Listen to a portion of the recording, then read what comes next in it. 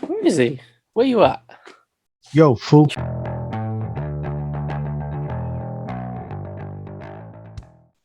Welcome, everybody, to What a Load of Dribble podcast. This is Boycie. Good evening, all. Hello, and I'm Sly LSR. We're a football podcast. What's on the agenda, Boycie? So, today we're going to be looking at the results from the weekend for the Premiership and the upcoming fixtures of the weekend. Coming. Sounds good. This weekend. So we're tired tonight. So looking back to Saturday games, was there anything on Friday? Oh, there was. Newcastle Leeds 1-1. Oh, okay. I did not see that game. I did not see highlights for it either. I mean, you once again, we are a football podcast and we've not watched much football. But apart from that, let's talk football. Maybe we're a fan channel for Chelsea and United. Cool. So on Saturday, one of the first games that is coming up on my phone is Wolves 0, Brentford 2. That's an interesting score. I didn't see that game either. I've not even managed to watch the highlights. I've got to be honest with you. I mean, I saw some goals like pop up here and there, but I've just been so busy with other stuff that it's kind of like I've not seen much. Should we just quickly go through the scores then, because neither of us have watched the highlights or anything? Cool. I was impressed that Arsenal actually took a goal away to Burnley. Yes. You know, I thought well done to them. They're only minus 7 goals now, is it? Is it minus 7? -7. I'm not sure, you know. I don't know. I mean, it's important to highlight these things. If they get a goal, they're chipping away at trying to get out of the negative goal difference and into the yes. But do you know what? I think I did catch something on this, and I swear Burnley actually gave it a good shout. You know, it wasn't like they just rolled over and Arsenal got a goal. But unfortunately, they did get their goal, kept the clean sheet, got the 3 points. Well done them. Yep. Palace. I felt for Palace. Sorry, I want to jump to this one. Go for it. From going to beating Spurs 3-0 to then going away to Anfield. I mean, literally I swear the opening minutes. You know, Palace hit the woodwork. It looked like they were coming strong, you know, but then obviously Liverpool kind of chipped away, got the 3 goals. Took the points. Mane, Salah, Keita. Do you know what? I saw Keita's goal. That was actually quite a sweet goal. It was a lovely volley from a good distance as well. Nice goal. I've not seen any of those. You've not seen it? Yeah, City dropping points to Southampton. That's a big one for both of us, really. Yes, it is. Ooh. I would. You know what? I would have thought. You know, at the empty head, as you call it. Sorry, as most people call it. Let's be frank. Actually, while we're on that subject of the empty head, this furore going around with Pep Guardiola asking for more City fans to turn up. The City fans sort of turning around. Tickets are £12 to see that game for City versus whoever it is in the EFL Cup. That's ridiculously cheap. But yeah, I mean, it's just been. I've just thrown loads of memes at you on WhatsApp, haven't I? About it's. I love that one with Pep Guardiola. Is like, what was it? I've got to find it. That first one is "Where are you? Let's be having you." Norwich one. I thought that was quite funny. But the main one I'm talking about, which I appear to be struggling to find, is this one here. And it says, if Manchester City fans are mad, they can come and fight me. All 6 of them, I don't care. I thought that was brilliant. Yeah, I mean, it's... You know, my brother-in-law's a City fan. He might be one of the 6. Oh, really? Yeah, but your brother-in-law, does he live in Manchester? Nah, he lives in Salisbury. How often does he get to the empty head? I mean, in fairness, he knows there's always going to be a ticket being sold. He'll always get a seat. Got a topic there. Oh, we didn't. Sorry, yeah, it was about dropping a point to Southampton. Yeah, yeah, I mean, that's good for both of us, really. I mean, again, City are going to be up there towards the end of the season. We know they are. It's just how it is. So, you know, any points dropped now we can gain on, the better, really. Good on Southampton, managing to not concede any goals. There's a lot of the sort of media again talking about Ronaldo getting in the way at Juventus. I think I've sent you some of these things. People have started it at United, getting in the way of Mason Greenwood and blah blah blah. But no one's talking about Grealish getting in the way of Foden. Foden not really being played since Grealish has arrived. Also, wasn't there something that Juventus have had like one of their worst starts in the Italian league for a long time as well? Exactly. And the fact that Ronaldo scored more goals than he's played for United since coming back. So it's the thing is, you got the most hated football team in the world. That the media, it's very rare you see anything positive about United in the media. One of the biggest and most controversial figures in football, I suppose, in Ronaldo. You love him or you hate him. That whole Ronaldo Messi thing. And the whole wink for when he played against England, and the whole media then all of a sudden doing a 360 from Ronaldo being, oh my God, this amazing player, to him being this sort of evil, anti-England sort of figure. So the fact that you've got one sort of figure that, and again, it's English press when they were talking about Juventus. It's not Italian press. It seems to be an English press thing, an English media thing. And him coming over to United, I mean, it's just a field day for them, isn't it? So anyway, moving on swiftly. Watford 3-1. I mean, this is the important stuff. Watford and Norwich. I mean, this is why people tune into these videos. Hey, Pookie got his goal. Hey! You know, he used to be in my like dream team every year kind of thing. Really? Come on to Pookie. They came up from the championship and then he done nothing. And it was like, oh man, he got like 25, 26 goals or something. And then Norwich come up and I've never backed him since really. I suppose that shows the level he's at. Where from Finland is Pookie from? I don't know. I'd be interested because I go to Finland fairly often. So I can tell you that apart from Finland, I know no other places apart from Finland itself. Helsinki, you must have heard of Helsinki, or at least me banging on about it. Well, there you go. I remember that word. It's outside the M25, isn't it? His place of birth. I'm going to pronounce this wrong. Apologies. Kotka. Is that just south of Helsinki? It's south of the sea is south of Helsinki. I have no idea. Oh no, you could argue. You see this little red dot? That's where it is. That probably means nothing to you in context. It's mirrored as well because Russia will be this side. So it's actually the wrong way on the camera. But anyway. Moving on. We're a geography podcast. a jogcast. I mean, Everton losing to Villa as well, 3-0. I've lost my scores. It's all on Finland. Yeah, no, I thought Everton would take more than that. That was a thrashing. That was a thrashing. Absolute. Well done to Villa there. Brighton beating Leicester. That's quite a big one as well. Do you know what? When I saw that result, I think that was probably the biggest shock on Sunday, in all honesty. I wasn't expecting that. And it's strange because Leicester usually fly and they just tend to struggle towards the end of the season. So it'd be interesting to see what happens to Leicester in the rest of the season. But Brighton are doing well. They're obviously every year you seem to get a team that does quite a bit better than you're expecting them to do. And Brighton appears to be that team. I mean, West Ham were last year and West Ham seemed to be pretty much maintaining that. But Brighton this year, so far at the start of the season, I mean, we're only a handful of games in, but they're certainly, what's the term? Shooting above their weight, firing above their weight. Vardy got his 250th goal. Well done, Vardy. Premier League, English football success story, really. He's quite a... Do you know what, though? What was sad Are they making a film about him?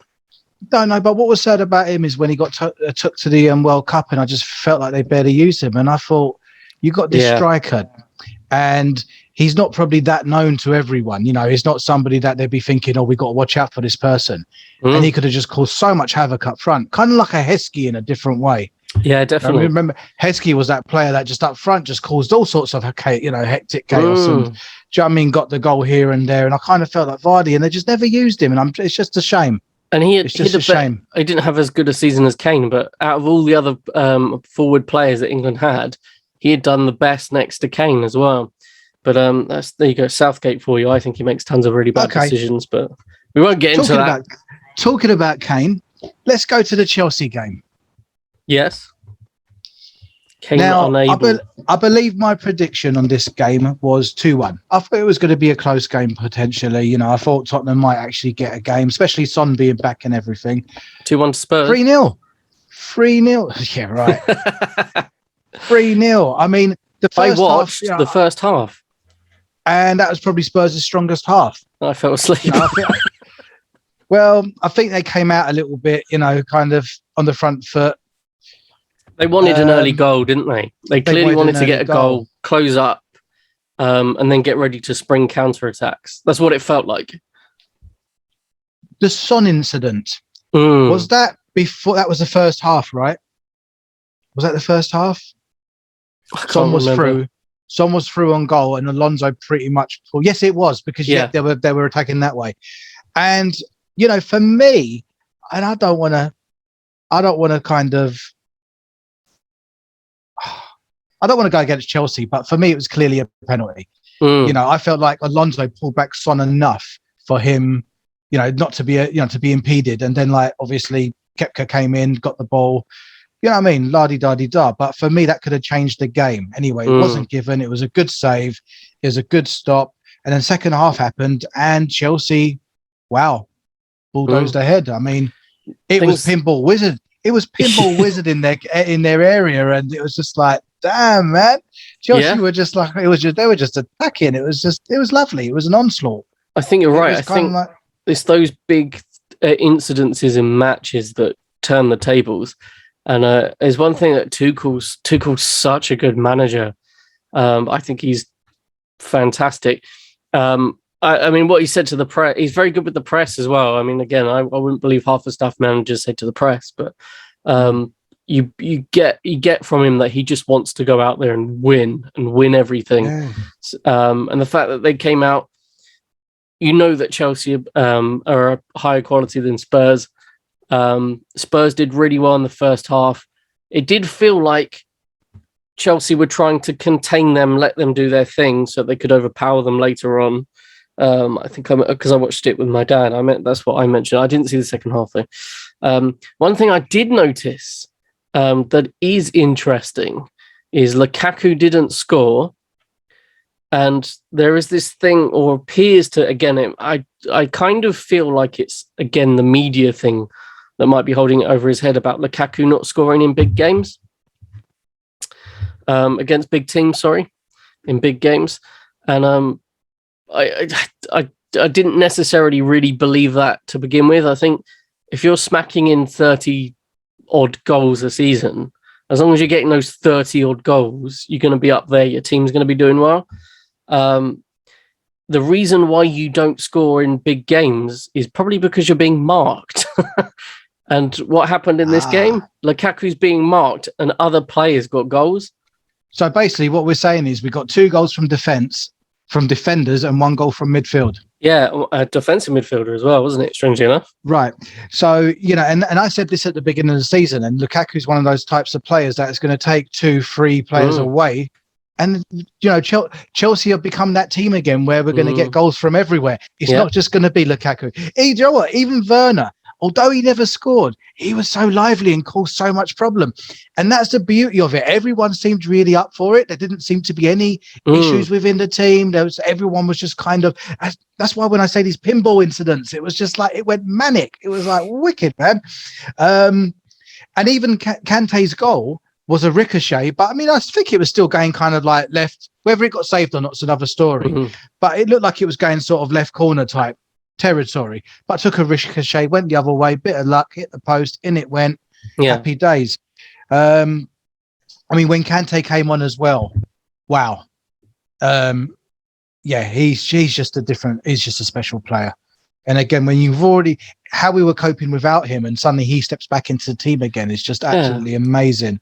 It's odd that he's not been starting the games. I wonder if that's Tuchel going, I want him to be able to play to the end of the season, so I'm not going to throw in him too early. and risk him when you've got more than enough players to do whatever you want to do in your squad. You know, if you burn out Jorginho or Kovacic, what's his name? I think it's Kovacic. I forgot his name. Anyway, if either of those two burn out, you got Kante's go. We do watch football. We do support these teams. Kovacic. In my defence, he plays for your team. You know, so you got players that can come in, and Kante's probably you're probably, I would argue, certainly in the last sort of 5 years, the best defensive midfielder in the Premier League, easily, and potentially Europe and the world. And obviously, he won the World Cup, didn't he, with France?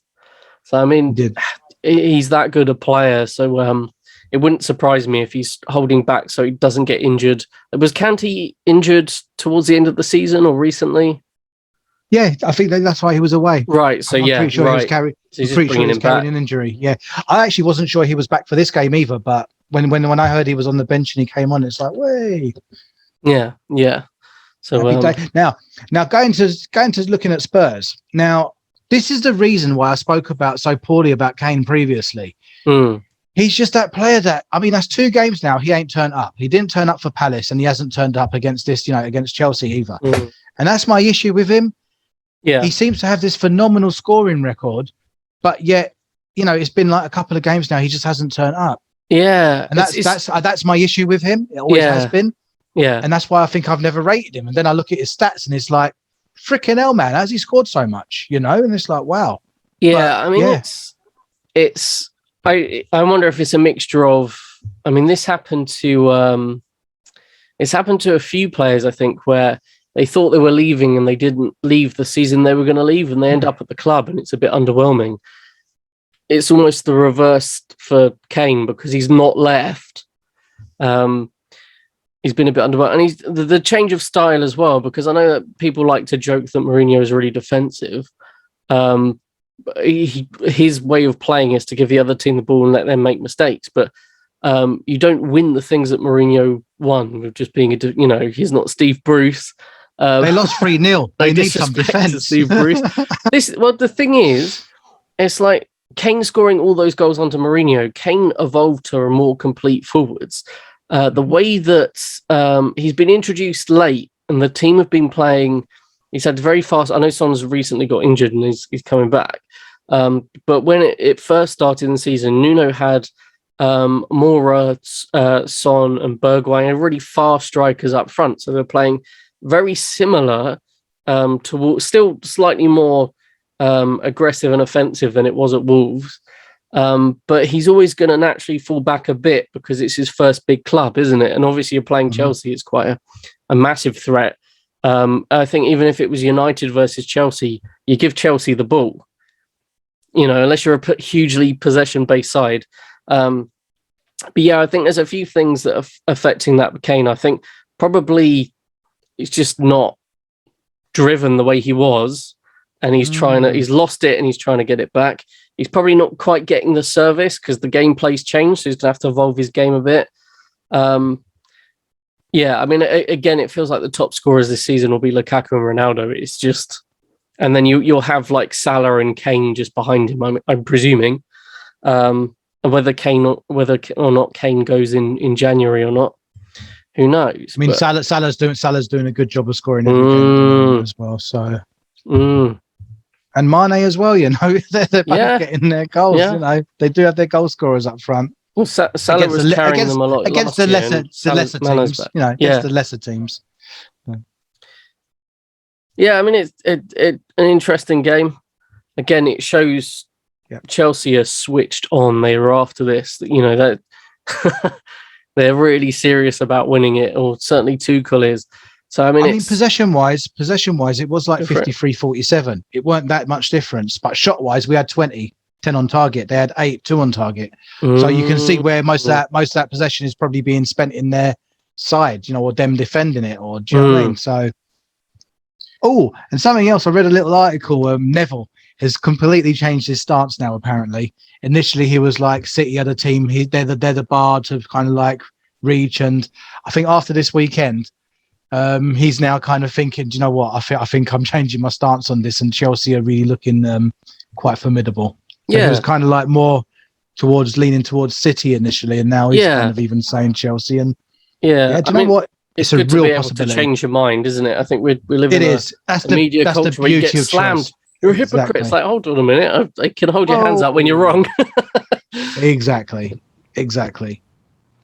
It's a lot easier to see when the season's underway as well, because, we know City are going to be up there. They're always going to be up in the mix. So they're the bar. We said this in pretty much every other podcast. And at the moment, Chelsea are flying. United are managing to get through, but they're not flying in the same way that Chelsea are. City have drawn at home against Southampton, where Chelsea have gone to Spurs and won 3-0. So, and do you know what? I'm not going to go towards the games yet of next weekend, but the general team we've got at the moment, I kind of feel like we're sort of in our strongest setup, and that can still get stronger with James coming back, Pulisic coming back, Kante being a bit a more main player. Mendy going back into goal. So actually, this particular setup we had for this game could quite easily follow on to next week, and there's still room to get stronger. But we'll talk about those games to come. How long is Mendy out for? Did they say what type of injury it is? Don't know, because wasn't it in the Champions League he picked up a groin or something? Oh, groin injury can be quite a while. Yeah, I mean, I could be wrong, but it's it's obviously kept him out. Just because he was flying, just for opponent teams, the fact that he's not in goal is you've got an opportunity here. Kepa's not a bad keeper, but I don't think he's as good as Mendy is. But you know what? Our defence thought sod this and went and scored. They thought, instead of defending our end, let's go score the other end. I mean, it's looking at it from the outside in, that being 3-0 and the way that the defenders and the defensive midfielders scoring. It almost looks like Spurs were playing with 10 men from the stats. It shows that stats don't show the entire story. But the fact that you've got so many players at the back that have scored is like, well, it's like there must have been a huge low block going on and everyone just storming it. So no, I think Thiago Silva's was off the corner, and Rudiger might have been off a set piece as well.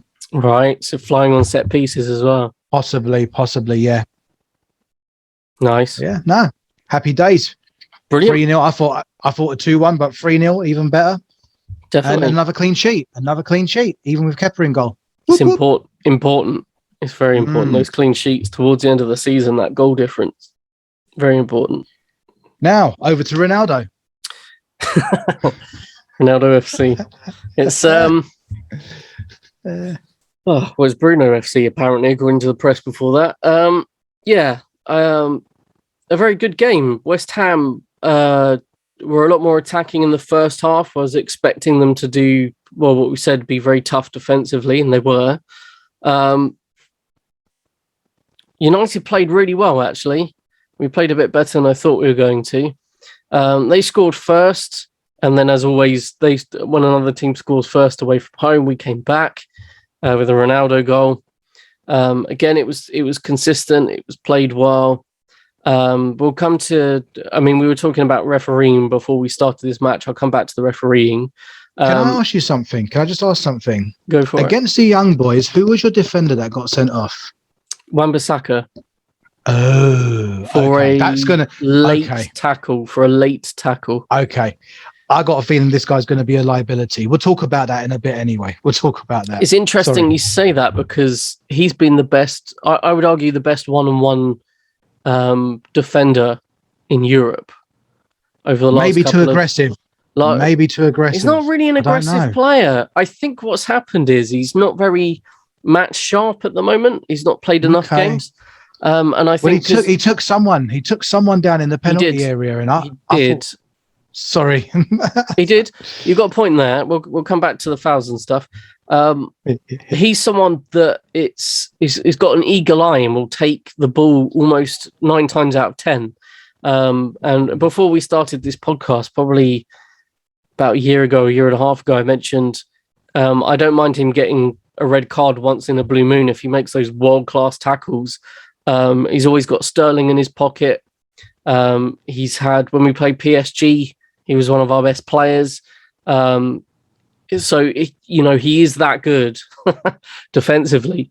And I think what's happened is he's become a bit sloppy. He doesn't feel very sharp when he's playing. So I think he just needs more and more minutes and he'll get that back. He'll get back to where he was.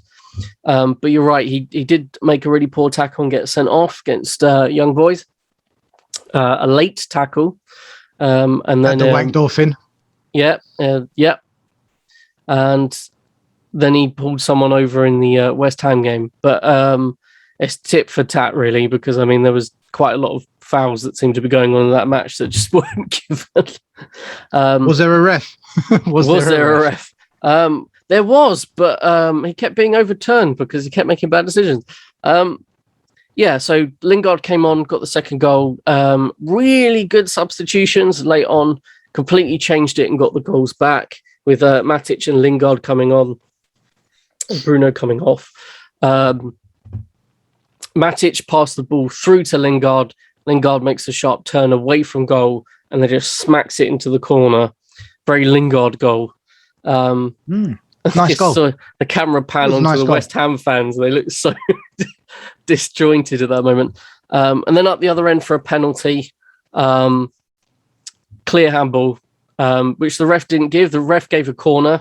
And then VAR, whoever was the ref watching the VAR stuff said, you better go to the monitor because everyone in the stadium and everyone watching knows that's handball and you've just called a corner.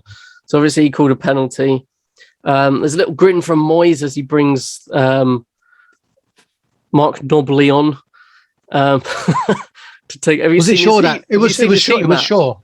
Was it sure that handballed it? Yeah, Luke Shaw. Yeah. It was a run down the wing and a cross in, and he was about a meter inside the box. Yeah. And he's made his body big to stretch as he's running, and it's hit his hand. Clear handball, clear penalty. Brings Mark Nobley on, whose heat mat is just a red shot, because obviously it was right at the end of the game. Not warmed up, nothing, just straight on. Yeah, again, it's almost like a really bad Southgate decision, just for that. So, at that point, the feeling was, oh, for fuck's sake, we've just got 2-1. We've clawed it back in the last seconds, a penalty, and a fair penalty. It was a penalty, despite the ref thinking it was a corner. Brings Mark Nobley on, has this little grin. You see Moyes' face with the camera. Misses the penalty. De Gea saves it. His first save in 37 penalties, I think it was. And I must say that the De Gea this season is not as good as he was when he was at his peak, but he's getting back. And it's really good to see. I thought it was a good penalty save. It was, yes, it was. I thought it was a good penalty. I don't think it was a bad penalty, but I thought it was a really good save. I think the keeper, it's one of those ones where the keeper's made up his mind which way he's going before he kicks it, and he just happens to choose the right one. He's pretty much passed the ball, but his other hand, De Gea's got really obscurely long arms. I don't know. Watch De Gea next time you get a chance. He's really spindly and he's got really, really long arms and massive hands. It's really straight, like a spider. So he just manages to knock it. And it was a good save. It wasn't just in front of the goal. It was like smacked away. And I don't know if it went out for a throw-in or if, it was just cleared. I can't remember now. But yeah, it was a good save and good for him, good for his confidence. He's clearly United's number one keeper. He's getting back towards the direction that he should be in, really. Someone made a joke online that there was always this running joke that he's not been good since the World Cup when Ronaldo broke him. It's like Ronaldo broke him, Ronaldo's fixed him. There's a silly little thing going around. But either way, he had a very good game. It's one of those ones where you're watching a match and reading the media on the match is very different to what seemed to be going on most of the match.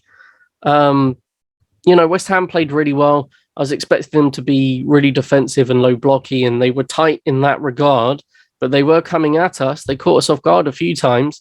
De Gea made a save. Fabianski made a really good save from a Bruno shot. Really strong shot, world-class save from Fabianski, just fingertips onto the post.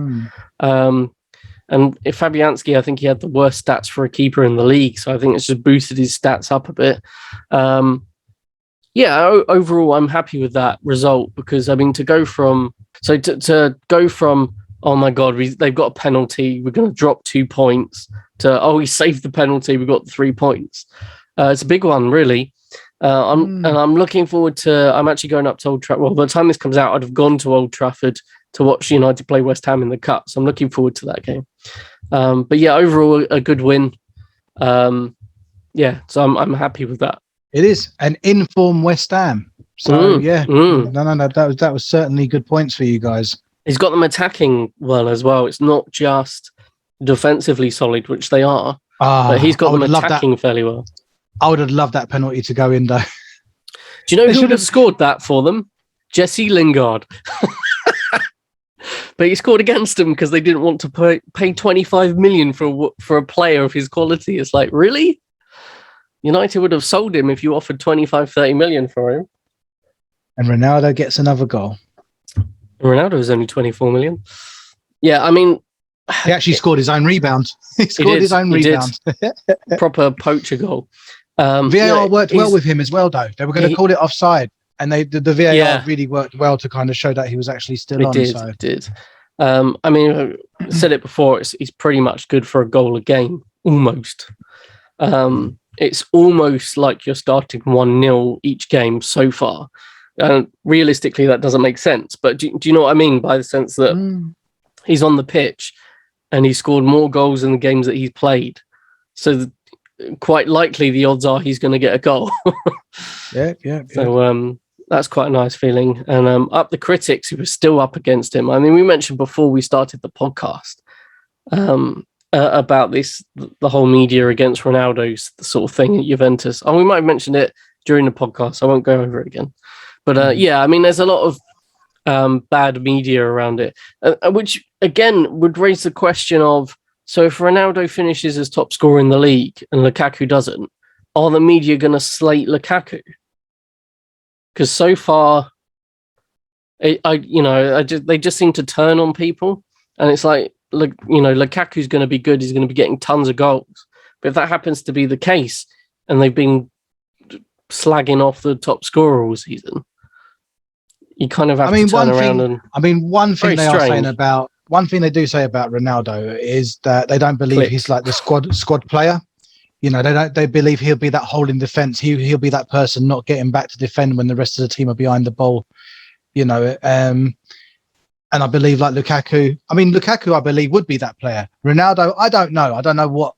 I've not been watching the United games in and out. I don't know if he's back there defending. I don't know if he's trying. He's done some defensive responsibility. I mean, from a team that, again, we've had Anthony Martial for how long? Doesn't get back and defend. And Ronaldo's 10 times the player Anthony Martial is. I mean, at the end of the day, you look at the rest of the squad. You've got players. We played with 2 in a pivot. So we've got 2 basically number 6s in the team. Whoever it is, whether it's Matic, whether it's Fred, whether it's McTominay, or potentially Van der Beek sticking in there. Garner's on loan, so it's not going to be Garner this season. They're already there. The one person in the team that's really shit at getting back to defend is Luke Shaw. Always out of position. And it was always his biggest weakness, because until about a year and a half ago, it was, don't play Luke Shaw. He always gets caught out. But all of a sudden, because he's scoring goals and getting assists, it doesn't matter so much. It's like, well, if he happens to concede 1 goal every 3 games because he's been helping scoring and assist the team and playing as good as he has been, you can overlook it, which is kind of where that's sort of the attention's going over to Wan-Bissaka a little bit now, because before, Wan-Bissaka was this defensively solid person. To have all these world-class players that media love in his pocket, can't get past him, makes a couple of mistakes at the start of this season, everyone's on him. So it's there's a lot of things about him not getting forwards as well with Wan-Bissaka, because obviously Luke Shaw does. But Wan-Bissaka has the same amount of assists as Luke Shaw last season. So it's a little bit of a myth. And I think the only reason you see it more with Luke Shaw is Luke Shaw runs up, he passes to Rashford, or whoever's on the left, Pogba. And he's got this little thing going on where United have always been a bit stronger around the left because they've never had a right midfielder. So I think it exposes that a little bit, where if you're Wan-Bissaka, you don't want to get caught out the way Luke Shaw does when there's no other winger there as well, because there's no one down that side. And that's what Sancho was brought in for. But obviously, while Rashford's out, he's playing Sancho on the left when he's not playing Pogba on the left. So okay, so first game of the weekend. I'm straight in there. Chelsea City. That's a big one. I mean, first game of the weekend. I want 0-0. That's not going to happen, but I want 0-0. I think there's going to be at least one goal either side. I'm going to put my prediction at 1-1. I want 0-0. But I'm going to say 1-1. Is it? I'm not quite caught up on the thing. Is it? It's at the bridge. It's at the bridge. I mean, if there was ever a time that I'm kind of like a little bit. It's lunchtime as well. Could this go either way? Could this go either way? I don't know. I'd like to think Chelsea are defensively in such a good position right now. I would say you're quietly favourites because your form, Chelsea's form at the moment. So I didn't mean to interrupt you. Chelsea's form at the moment compared to City are a little bit on and off. They're getting 5-0 here, they're 3-0 here, a 0-0, a 1-1. You know, it's. Did they get 1-1? They drew another game, didn't they? No, anyway, they drew goalless. Yeah, goalless. So it's a 0-0. So I mean, at the moment, Chelsea they've got that consistency of games and goals, which City haven't. And obviously, they've got Grealish in, who's doing very well, as you'd expect. But they're unable to. I mean, as I mentioned, they're not really playing Foden. He's disappeared a little bit, and I'm sure you'll see him. He won't be gone. And obviously Sterling, I don't know if they're trying to maneuver Sterling into that more striker position to see if he can play it or not. I'm not sure. But I think at the moment, Chelsea are probably the quiet favourites for that game. Like you were saying, you were about to talk about the defensive capability of Chelsea. Yeah, I just feel like, I feel like we're that team that we're going to be able to cope with anything that City are going to throw at us. You know, whether we do leak a goal, whether this is the game that we leak a goal in open play, because we haven't yet. Do you know what I mean? We've only conceded to a penalty. You are missing Mendy. That if you ever wanted him for a match, it'd be this one. Unless he's back by then, I don't know. You know, I don't know how severe his injury is. But at the end of the day, Kepa done all right, and our defence were doing all right.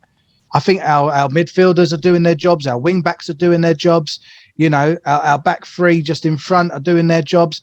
I think our forwards. I think we're controlling the ball so much to that point that we're not wasting loads.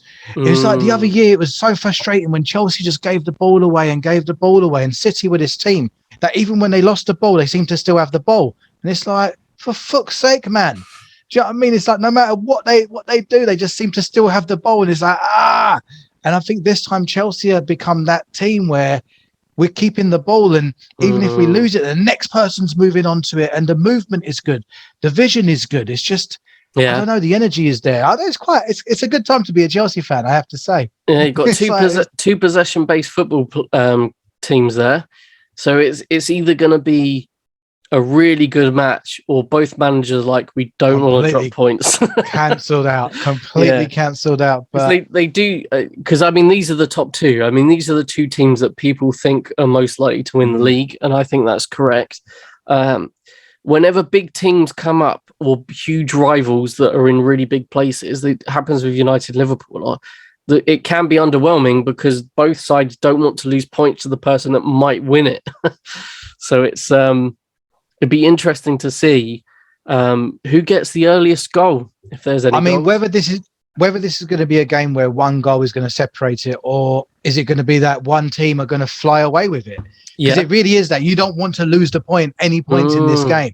So to go down one goal, you're then going to push. Is that then going to open you up?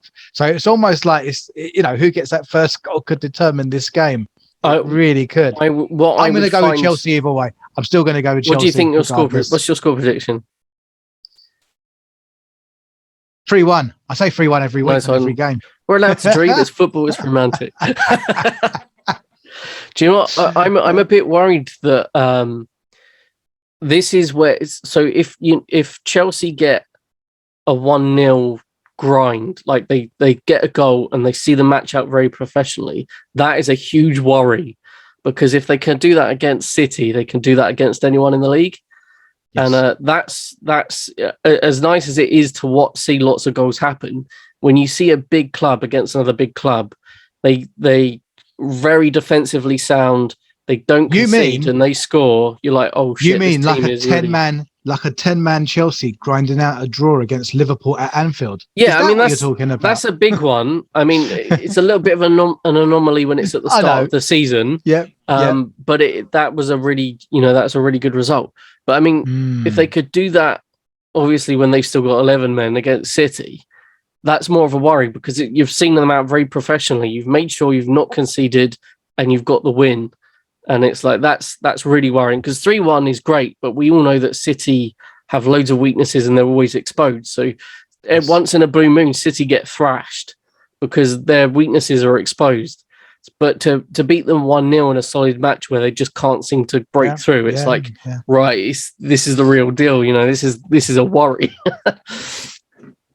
I shall be certainly planted up for that game. I'm looking forward to that. That's going to be enjoyable. Yeah. And I suppose it does feel a little bit like who's going to score first. I just want to watch a good game. Do you know what I mean? I'm going to be probably woken up in a grumpy mood on Saturday morning if it's anyway. Shit and 0-0. Yeah, I mean, I just want to see a good game, just watch it out and eat some food and just chill out and watch it. Yeah, it's at lunchtime, isn't it? And do you know what? Strangely, there's a second game at lunchtime. There is indeed. Aston Villa versus United. Or United versus Villa, because it is at Old Trafford. I've just seen an email pop up saying I'm allowed to get tickets for United versus Liverpool in November. That's a big one. That's one where you'd be so depressed if you spent the money, gone there. So United versus Villa. Villa are fairly strong. I know they've not quite had a strong start as we thought they were going to, as they ended last season, but they're doing fairly well. I expect this to be about 3-1, 2-0, 4-1 to United. It's the game where you need to just push on now. We've beat West Ham. Let's go back a little bit very quickly. Beat Newcastle, who we drop points against. Beat West Ham, who we normally drop points against every now and then. Villa's one where, there's no reason to drop points. That will bring in question marks. It should be one where we will, and again, no disrespect to Villa, who are tough and they're a very good team, but we've got a team now where we have to push on and beat people like Villa, teams like Villa. So it's do you know what? I'm gonna go out there and say 4-1 United. Back to the old 4-1 FC. Nice. Now, I will say this: Villa have just come from a 3-0 devastation of Everton. Yes. Demolition. They might be on a high. Let's see what sort of Villa turns up to Old Trafford on that day. Yeah, I mean, they're going to be... 4-1, did you say? 4-1 to United. 4-1. Ronaldo, 2 goals? Ronaldo hat-trick. Should put it out there. Ronaldo hat-trick. Okay. Why not? Well, I jokingly... I was watching the United game with my dad, and I said... I want to see a Ronaldo, like as a joke, I was like, I want to see a Ronaldo bicycle kick goal. And he didn't score a goal, but he did a clearance where it was a bicycle kick. I was like, that'll do. I was like, dunk. Oh yeah, who said he wasn't getting back defensively? He did a bicycle kick to clear it. Ridiculously athletic for a 36-year-old. Yes, completely expecting us to dominate possession, to Villa to put in a low block and be very counter-attacking. Villa do have some very strong attacking players. They've got Danny Ings, they've got Leon Bailey, they've got Watkins, and in midfield they've got some strong players as well. Ashley Young, strangely enough, they've bought one of our old players that I couldn't stand. Not couldn't stand, he just hung around for too long, wasn't good enough. But I could see him playing him against United, because it can be quite good to play them against teams. I know that he only played when Solskjaer first came in, and we were playing very differently to how we played when he was there. but he will know a lot of the players that are there and how they play. So it'd be interesting to see if he comes on to mark someone specifically. And obviously in defence, they've got Tuan Zabi, one of our defenders, on loan. I don't know if he's going to play against us because he's on loan. But actually, I'd be a bit worried if it's Tuan Zabi and Mings in defence. They're both very good defenders. And of course, they've got Martinez in goal, who I consider one of the best goalkeepers in the league. So they're a fairly solid team. I still expect to win because, you've got to push on. No, I hear that. I hear that. I think because they've just been thrashed 3-0, they're probably going to be a little bit, glue up. They beat Everton. They beat Everton. Sorry, they beat Everton. I thought it was the other way around. Oh, well, there you go. We thrashed them. No, we thrashed them the week before. Right. Cool. But can I just say, remember I said to you, although Chelsea beat them 3-0, that the goals never told the story. Yeah. Villa were actually a real problem at Stamford Bridge, I tell you. Brilliant. So, that makes me think even more it's going to be 4-1. Very specifically because I think it might even be 1-1 and then we get 3 goals, or 2-1 and then we could push on. Because Villa will be counter-attacking against us. But something we're very good at is counter-attacking. So when they've got all those gaps at the back and we're going to be more clinical, sorry, we've got Ronaldo. It's just how it is. So when they've got all those gaps at the back and Ronaldo's got a goal or two, watch next week when it's like 0-0. But or the weekend, sorry, tomorrow when it's 0-0. But I mean that's kind of what I'm expecting to see is very professional game by United. In terms of lineup of the team, exactly what we've seen. I'll let you put the graphic up that I sent you before. Yeah. De Gea to Ronaldo as is, because until Rashford's back, that it's no real difference to me with Pogba on the left. So next game. I mean, just looking ahead, there's nothing that's shouting out to me on the Saturday anyway. The biggest game is the Chelsea one, definitely. It is. You got Leeds, West Ham. That could be a good game. I'd expect Everton to walk over Norwich. Leicester, Burnley. Who knows? Leicester. I just don't know what's going to come from them at the moment. Are they going to struggle? That'd be interesting. Watford, Newcastle. Brentford, Liverpool. That's the 5:30 game on Saturday. I want to put a wild prediction out there for Brentford, Liverpool 1-1. Okay. Brentford are doing all right, Yeah, no, they are. Again, tough team at home. Let's see. But now, Sunday. I think Sunday there's some interesting game. One interesting game, should I say. Arsenal Spurs. Aha. Is it there's ever a London derby for Arteta? Mind you, Spurs aren't doing it. The last couple of games they've struggled. Exactly. Could you imagine them losing 3 games in a row? They're certainly going to start applying pressure straight away, beginning of the season. And that would boost Arsenal's confidence. I mean, there's 2 things that could happen. Yeah. Arsenal lose, and it's the beginning of the end for Arteta, which was possibly a couple of games ago, because I know I said that a couple of games ago.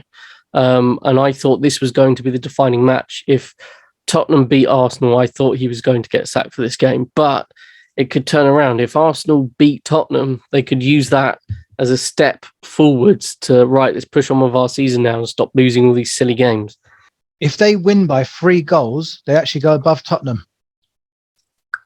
Aren't they on minus? I thought they were on minus. Right. Arsenal are on -7 and they've got 6 points. Tottenham are on -3 and they got 9 points. So the way I see it is if they win by 3 goals, they'll be on -4. Because they begin with A. In fact, even 2 goals might do it. 2 goals -5. No, 2 goals, they'll be the same. So yeah, if they scored the 3 goals, they would actually be on the same point and they'll be above Spurs.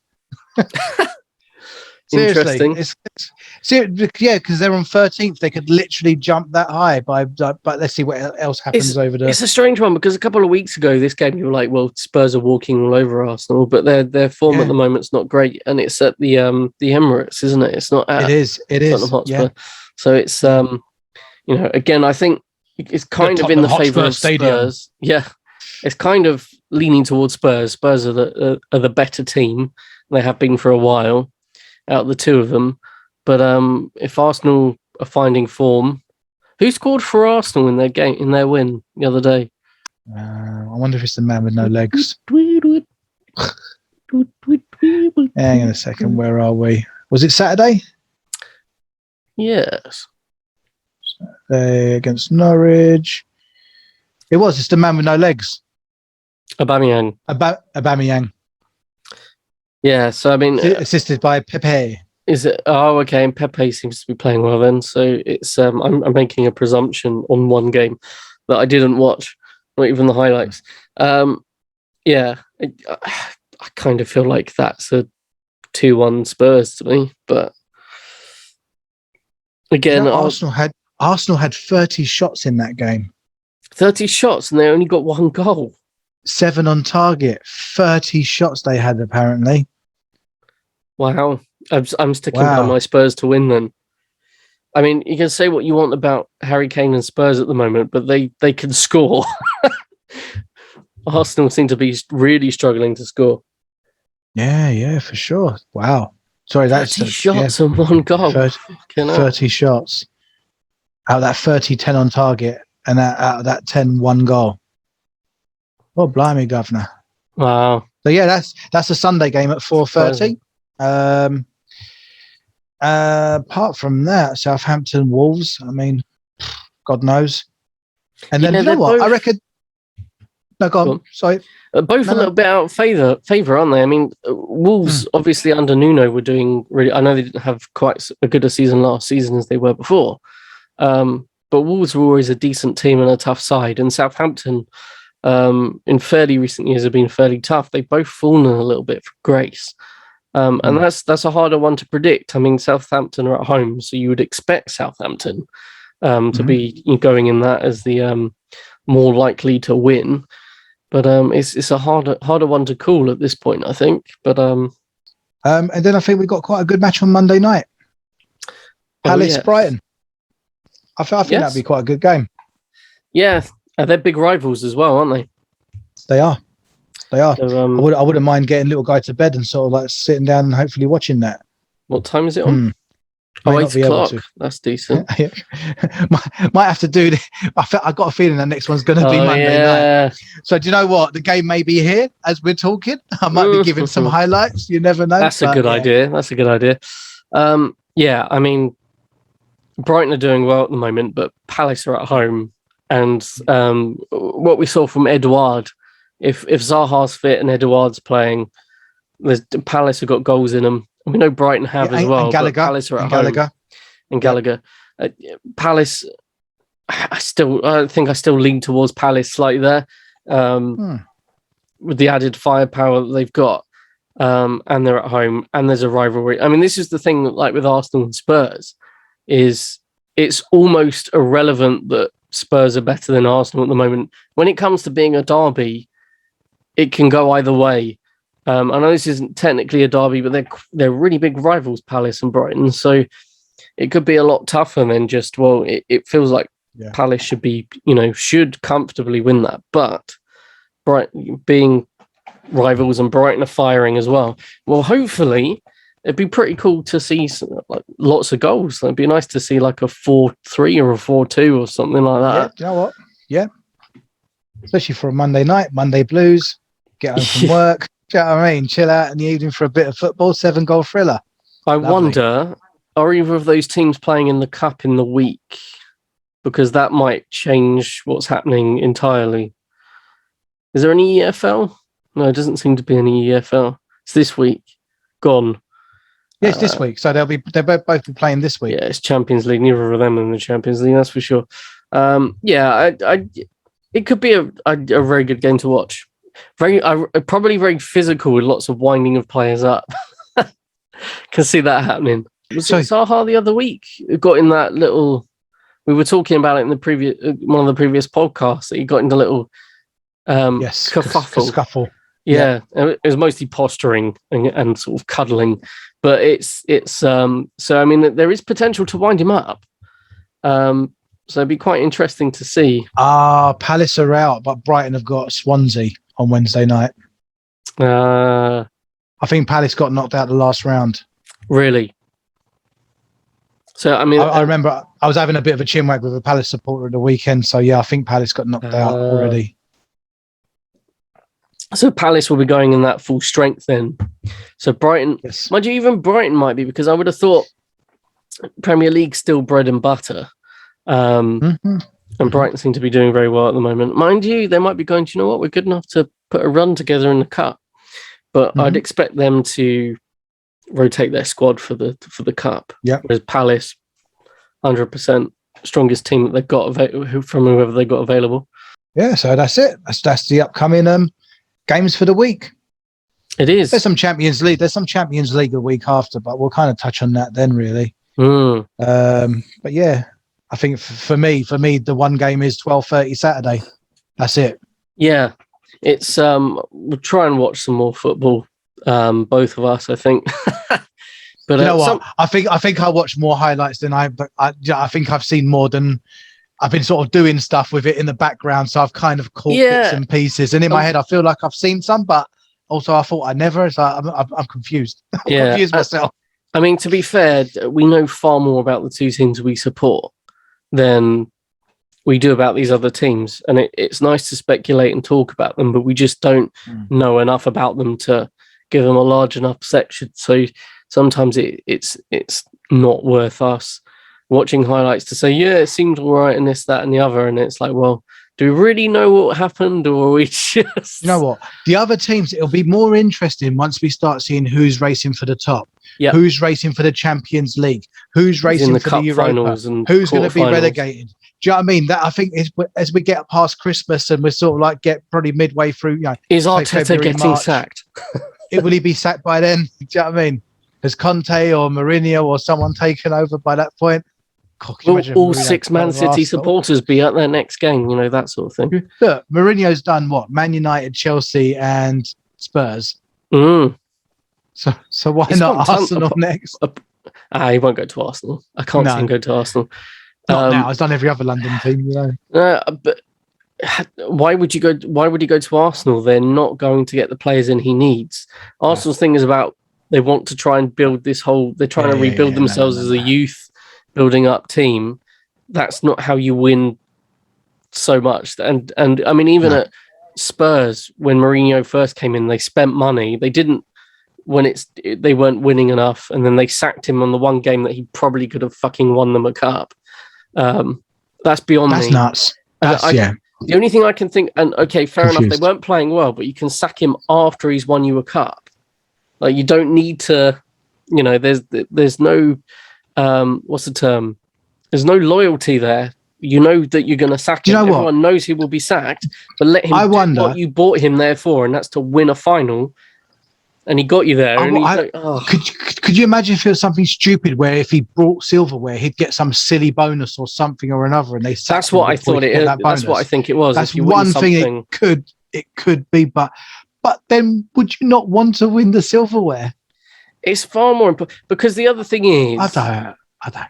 Yeah, and this is the thing. It would have been far more, and it'd be better for the players, because he obviously was very from what we saw from. What do you call it? The documentary they had going on. He seemed to have quite a big influence on very specific players. As you can imagine, every club he goes to, some he doesn't. He probably falls out with more than most people. But there are a few that really warm to him, and he really warms to. And Kane was one of them. And you're thinking, Kane was firing on all cylinders last season as well. It's like, let him have the final, then sack him. Do what we did to Van Gaal. Won us a trophy, and then you get rid of him because he's not good enough. It's like, which almost seems counterintuitive when you say win us a cup, then you're gone. But realistically, what was it? It was Europa, wasn't it, for Spurs? Was it Europa they sacked him for? I can't remember. No, it wasn't Europa. It was against City. It was against City. Yeah, I think it was the FA Cup. And it was either the FA Cup or the League Cup. It was a domestic cup, regardless.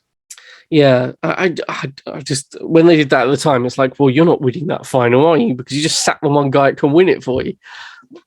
On any one given game where you have to win a final, Mourinho's one of the managers you can count on to just pull it out of his arse to win it. Anyway. Anyway. But yeah, I can't see him going to Arsenal because, one, There's nothing to build on there at the moment. It feels like it's just a slippery mess. If you stand on it, you're going to slip. They're rebuilding, but they're right at the start of rebuilding, and you can't rebuild and expect to win for a few years. So I can't see him going there at all. Again, that was just a joke. I didn't think I'd never thought he was going to go there at any point. So Chelsea and Spurs, you're going to alienate all of them if you go to Arsenal. It was one thing going to Spurs; it's another thing going to Arsenal. So it's that's making a deal with the devil, isn't it? So it's that's not going to happen. Brilliant. So like, share, and subscribe. We are What a Load of DRI on Twitter. You can find Boyson at Boycie's Bricks and Bits on the tube. Nice one. And I'm at Sly LSR on Twitter. Please like, share, and subscribe. And comment, and definitely subscribe, because we're trying to build up. Let us know what you want to see and hear. Is there things that we're doing that you think, good, keep doing this? There's other things you're like, I'm less asked about that. And then we can fine-tune what we're doing. And because at the moment all we seem to talk about is Chelsea, United, and Arsenal. So maybe we need a regular Arsenal fan on the channel. Maybe that's what we need. And Ronaldo. Yes. He's just a separate a Premier League to everything else. Yeah. Oh, speaking of which, not so much Ronaldo, but Messi being subbed off by Pochettino. Did you see that on his debut? No, I think it was his debut. I've read something or saw something. I caught something on this. Why would you sub unless he's injured, or you're like, I don't think he's fit enough? And I can't see it being that. It's Messi. It's like, we're not talking about, I don't know, a generic player that needs a few games to bed in. It's Messi. It's like one of the fittest, most elite players in the planet. Well, probably first or second place next to Ronaldo. You substitute him off. Wouldn't it be strange that PSG have one of the biggest, most ridiculously attack-minded teams ever, but they've paired them with a manager that's not won something that might make decisions like that might shoot them in the foot, because they're obviously gunning for the Champions League.